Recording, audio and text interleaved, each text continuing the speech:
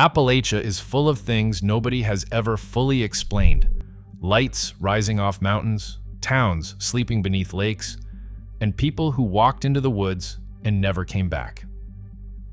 Investigators, engineers, and search teams have spent decades trying to solve some of these mysteries, and many still refuse to fit neatly into an answer. Others were never supposed to be mysteries at all, just tragedies that somehow became stranger with time. We're counting down 20 of them, and the last place on this list may be the quietest and most unsettling of all. Number 20, Brown Mountain Lights, Burke County, North Carolina. Drive out to the overlook on North Carolina 181 after dark, find the pull-off at Wiseman's View, and wait. That's what people have been doing for more than 100 years. Out across the ridge, low over Brown Mountain, lights appear. They rise, they hover, they drift sideways, and then they're gone. Sometimes red, sometimes white, sometimes a slow yellow glow that swells and fades like something breathing. The reports go back to at least the 19-teens, and they were steady enough and credible enough that the lights attracted federal attention and were studied more than once. The investigators came back with answers. Train headlights reflected on low cloud, car beams from the valley, brush fires, marsh gas igniting over the swamps. Each explanation was clean, reasonable, and scientific. And each one ran into the same wall. Sightings recorded before the railroad was ever built, on nights with no traffic, in weather that ruled the theory out entirely. That's the pattern that keeps Brown Mountain alive. Every time someone closes the case, an older report pries it back open. The lights have been studied, labeled, filed away, and explained more times than anyone can count. And they keep showing up anyway, completely indifferent to the fact that science says they shouldn't be there. Number 19.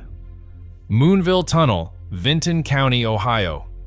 Most ghost towns at least leave you a main street. Moonville left a brick mouth in the woods and almost nothing else.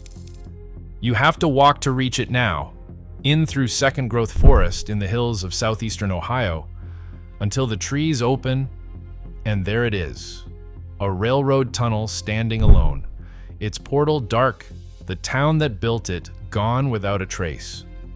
Moonville was a coal and iron settlement thrown up around the rail line in the 1800s, and when the work dried up by the middle of the last century, the people left, and the forest took the rest. What survives is the tunnel and a small cemetery up the slope. Here is the part that is not legend. This line was dangerous. The records confirm it. People died on these tracks, struck in the dark on a route with barely room to step aside. And out of those real deaths grew the story locals still tell. The lantern-carrying brakeman who steps onto the rails and waves down trains that are not coming. Take the ghost as folklore. But the deaths underneath the folklore were real. The town is gone, and the stories are the only residents it has left. Number 18. Flatwoods, Braxton County, West Virginia. Most towns spend decades burying their strangest night. Flatwoods put it on a postcard. In September 1952, in this small central West Virginia community, something came down out of the sky onto a hillside, and a group of residents, real named people, went up to look. What they described became known across the country as the Flatwoods Monster. Now, set aside whether they saw a creature. The genuinely interesting thing is what the county did afterward. There is a museum. There are roadside lamps shaped like the thing, chair-shaped and wide-eyed, lining the streets. The town took one unexplained evening and turned it into its own identity, signage, souvenirs, a whole local economy of fear. Most places would still be denying it happened 70 years later. Flatwoods sells it to you at the register and waves as you drive out. Number 17. Bell Witch Country, Adams, Robertson County, Tennessee. What would it take for a story to survive 200 years without ever cooling off? Up near Adams, on the northern edge of the Appalachian foothills, The Bell family in the early 1800s was said to be tormented for years by a presence that spoke aloud, struck at them, and refused to leave. It is often described as one of America's most documented hauntings, and there is a cave and a historic site on the old land that draws people who want to stand where it supposedly happened. Treat the haunting itself as legend. That's exactly what it is. But the real phenomenon here is not the spirit, it is the telling. Descendants and neighbors have passed the same account down for 2 centuries, hand to hand, generation to generation, never letting it fade. Whether a single word of it ever happened almost stops mattering. The story refused to die, and that persistence is its own kind of strange. But the mountains get stranger from here. Number 16, Devil's Tramping Ground, Chatham County, North Carolina. This is a place defined by what will not grow. In the woods of Chatham County near the Appalachian edge, there is a ring of bare earth roughly 40 feet across where, by nearly every account, almost nothing takes root. People have tested the soil. The results come back oddly inert in places, high in salts, but no analysis has produced a clean reason the circle stays bald, while the forest crowds right up to its rim. The folklore is right there in the name. The devil paces this ring at night, and anything left inside it by dark is gone or moved by morning. That part is folklore, and you should hold it at arm's length. The bare ground, though, is real, and you can stand at the edge of it. Science came, looked, ran its tests, and shrugged, and the circle stayed empty. Number 15, the Greenbrier Ghost, Greenbrier County, West Virginia. Here's a case where a dead woman's word helped send a man to prison, though not the way the legend tells it. In 1897, in Greenbrier County, a young woman named Zona Heaster Shue was found dead, and her death was quickly written off as natural. Her mother did not accept it. She claimed that Zona's spirit appeared to her over several nights and described being murdered by her husband. Now, to be clear, no ghost testified in court. What actually happened is that the mother's insistence prompted renewed scrutiny, and that pressure led to the body being exhumed. The autopsy told a different story than the original ruling. A broken neck. The husband was tried and convicted. The court record is real, public, and strange to read even now. A historical marker stands near the spot today, plainly describing the case where a woman's account of a ghost led to a murder conviction. You can argue about what the mother truly experienced on those nights. The marker on the highway is not a legend, it is just there. Number 14, Sensaba Tunnel, Hawkins County, Tennessee. Some places earn a reputation their appearance can't begin to justify.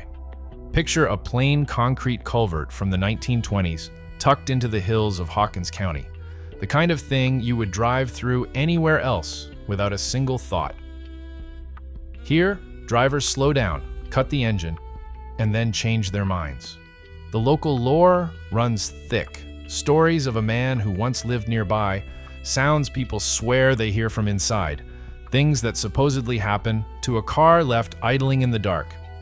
And that's the entire point of this entry. There is nothing physically remarkable about the place. No ruin, no monument, no obvious reason for the dread that has attached itself to it. Just a tunnel, and the weight everyone has decided to hang on it. The strangest thing about Sensaba is that there is nothing there, and people are still afraid of it. Number 13, Grave Creek Mound, Marshall County, West Virginia.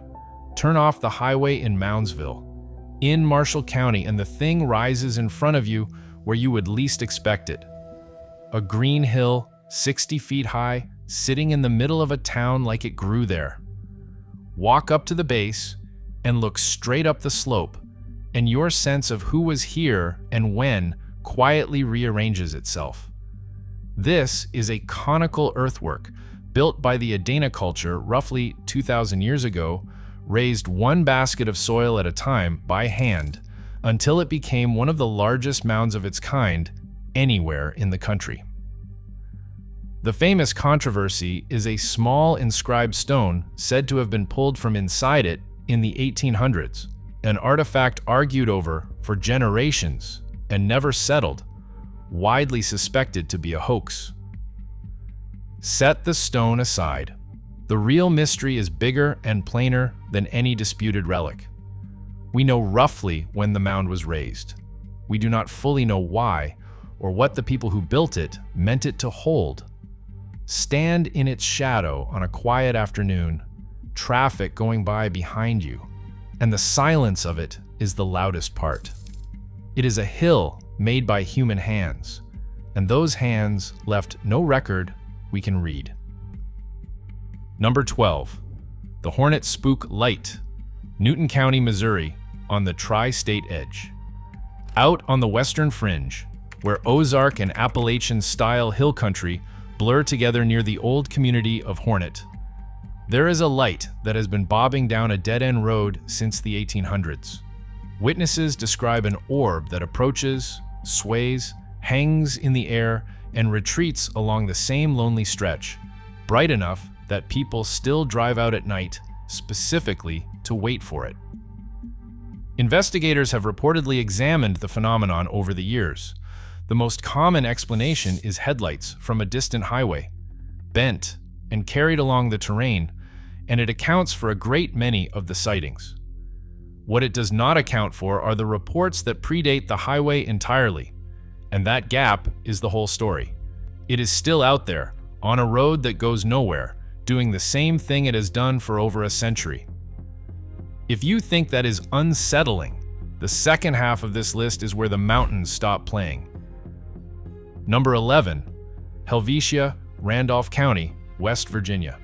Drive into Helvetia, and the first thing you notice is how long it takes to get there. Mile after mile of narrow road folding deeper into Randolph County. Until the outside world feels like a rumor. Then the valley opens, and there's the village. A cluster of white buildings, a tiny church, a restaurant, smoke from a chimney, the whole thing tucked into the mountains like a photograph that forgot to age. Swiss immigrants settled here in 1869, and instead of dissolving into the surrounding culture the way most such settlements did, this one held on. Every year, the community still gathers for Fasnacht, a pre-Lenten festival where masked figures move through the village by lantern light, and an effigy of Old Man Winter is burned in the cold, a custom carried straight from the Alps and kept alive in these hills ever since. Sit in that restaurant over a plate of Swiss food with a handful of year-round residents who all know each other, and the continuity of the place settles over you. Nobody built Helvetia as a museum exhibit, it just never modernized. And walking its single quiet street, you get the strange sense of having stepped sideways out of your own century. Number 10. Mothman and Silver Bridge, Point Pleasant, Mason County, West Virginia. Everyone knows the monster. Almost nobody talks about the part that actually happened. Point Pleasant sits on the Ohio River in Mason County, and through the winter of 1966 and 1967, the town traded report after report of a winged figure with glowing red eyes that chased cars down dark roads. Today there is a chrome statue downtown, a festival every year, a museum, a whole gift shop economy built around those few strange months. But the reason this story refuses to die is not the creature. It is what came afterward. In December 1967, the Silver Bridge, which carried US Route 35 across the river during rush hour, collapsed and dropped dozens of vehicles into the freezing water below. It killed 46 people. This was not a legend. It was a documented engineering failure, traced later to a single fractured eye-bar, one weak link in a chain that gave way under load. And in the years since, the monster and the disaster have been braided so tightly together in the retelling that you cannot fully separate the souvenir from the grief. Walk through Point Pleasant today and you will see both faces of it. There is the festival, loud and chrome and selling t-shirts. And then there is the memorial, with 46 names on it. One of those things people can explain completely. The other, the people who lost someone, would rather you did not reduce to a gift shop mascot. But if a monster bound forever to a real tragedy unsettles you, the next place proves that people do not even need a legend to manufacture horror. Number 9. Trans-Allegheny Lunatic Asylum, Weston, Lewis County, West Virginia. The first thing wrong with this place is the sheer size of it.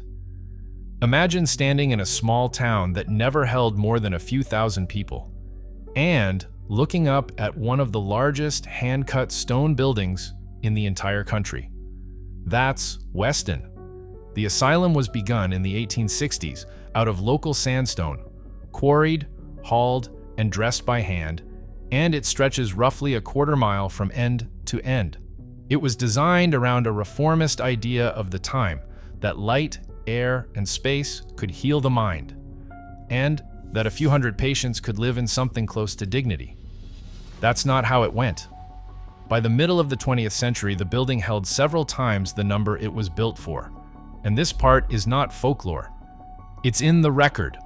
Overcrowding, understaffing, decay, the slow, grinding, institutional neglect that needs no ghost to be genuinely horrifying.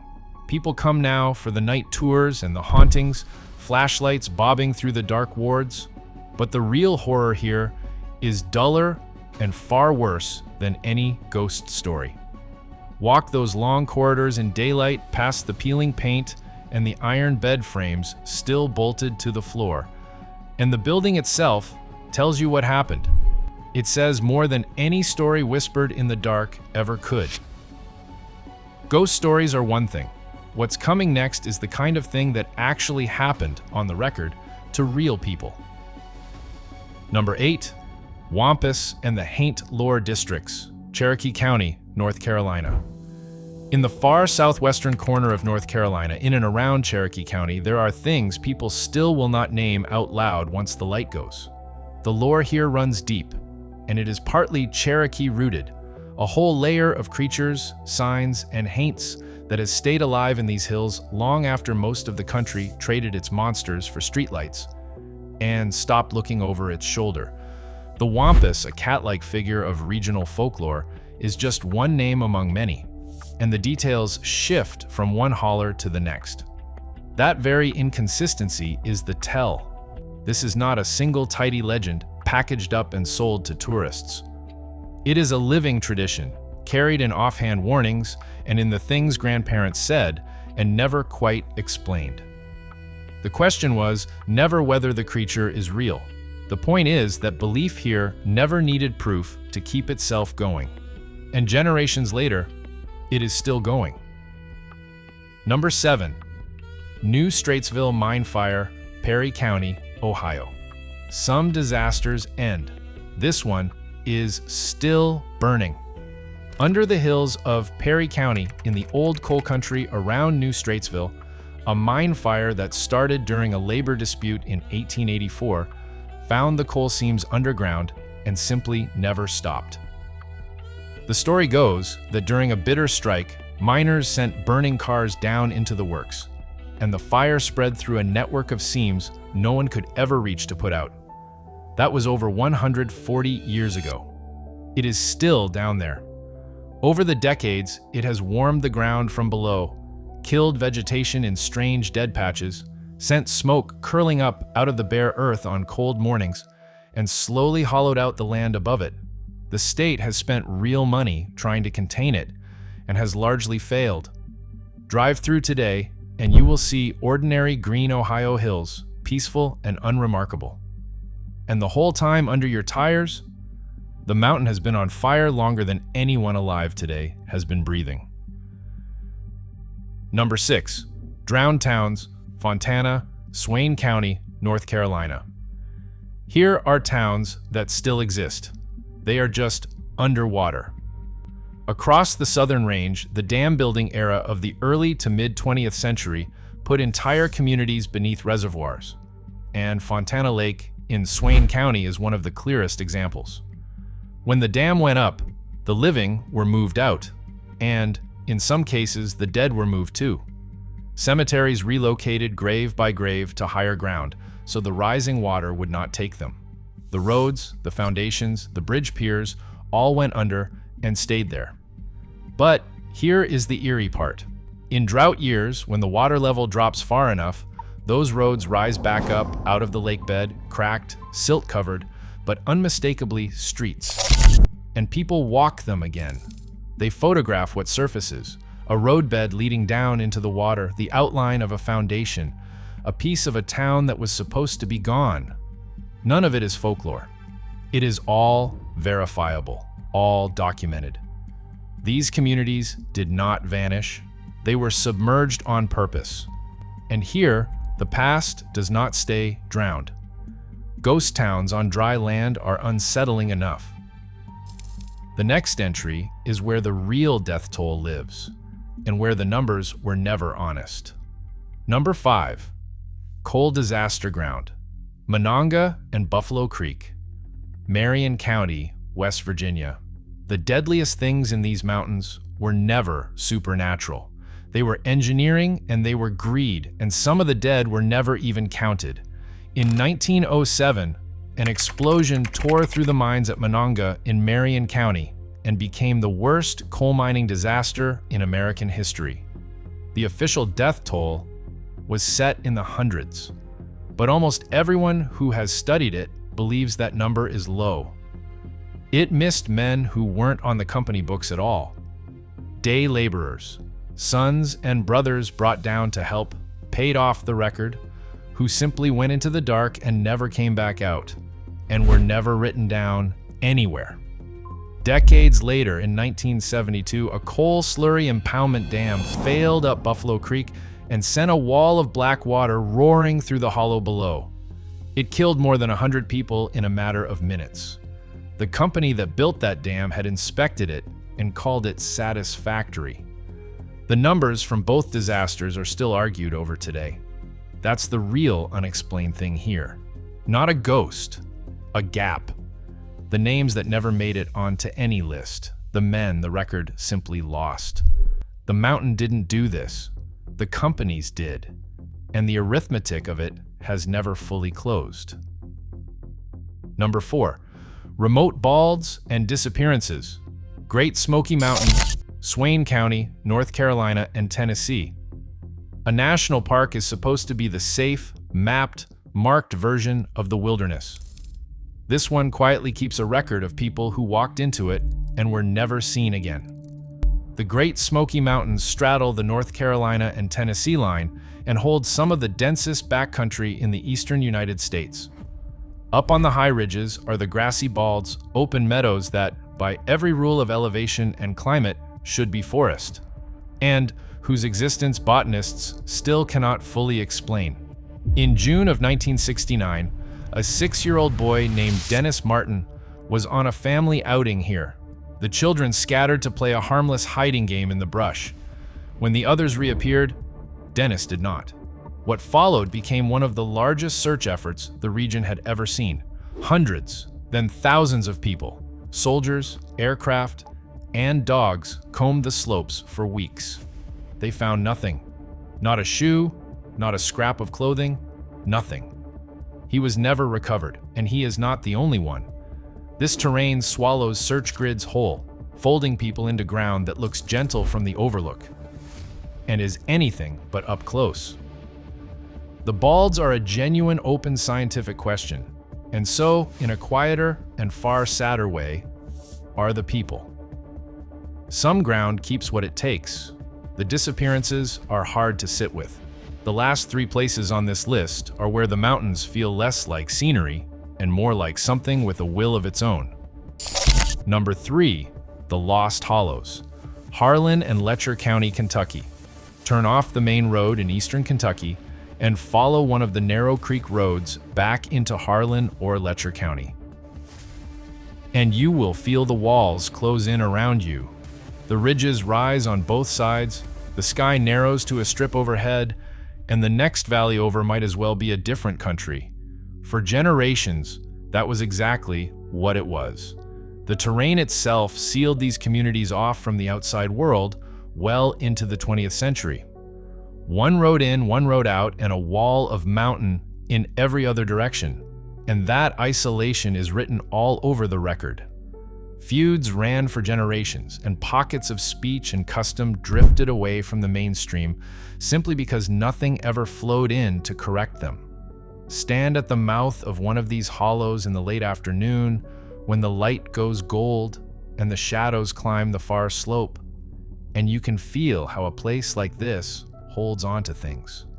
Coal opened some of it up and broke a great deal of it, but the older shape is still legible. If you drive far enough back, these places were closed off long enough to become another country, and parts of them never fully rejoined this one. Number 2, Brushy Mountain State Penitentiary, Morgan County, Tennessee. This is a prison where the geography did the work the walls could not. Brushy Mountain in Morgan County opened in 1896 and finally closed in 2009. Set down in a steep bowl of ridges reachable by essentially one road in and one road out. That location was no accident.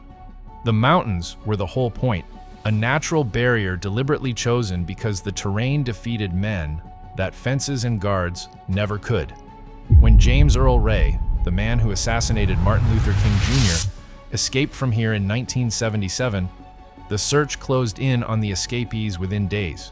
Not because the manhunt was flawless, but because there was simply nowhere to run that was not more mountain. Every direction led up into the same wall of wilderness. The dread of this place is not really in its cell blocks, grim as they are.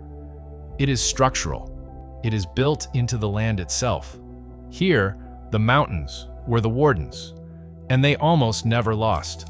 Number 1 may be the quietest place on this entire list.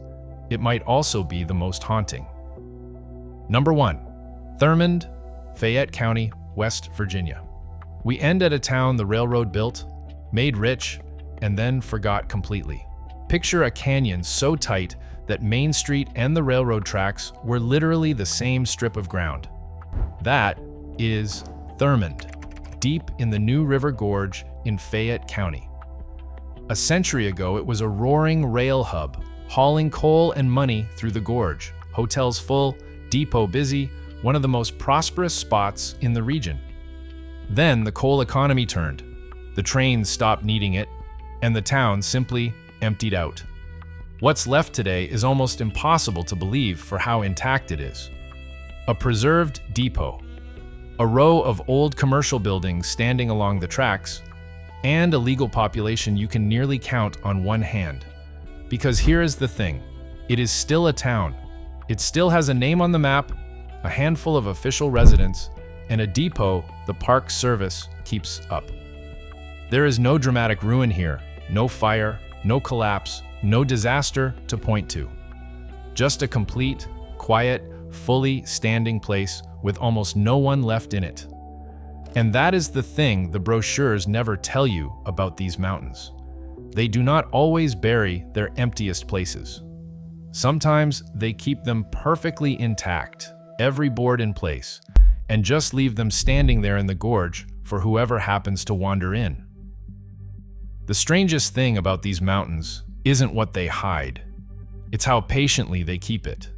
Every place on this list is still out there tonight, exactly as it was, asking nothing and waiting for no one. If there is a place near you that the locals know about and quietly keep off the map, leave it in the comments, because someone reading this will want to go looking. Subscribe. Let the next video on your screen carry you a little deeper in. And remember, some places do not fall silent because they are empty. They fall silent because they are still listening.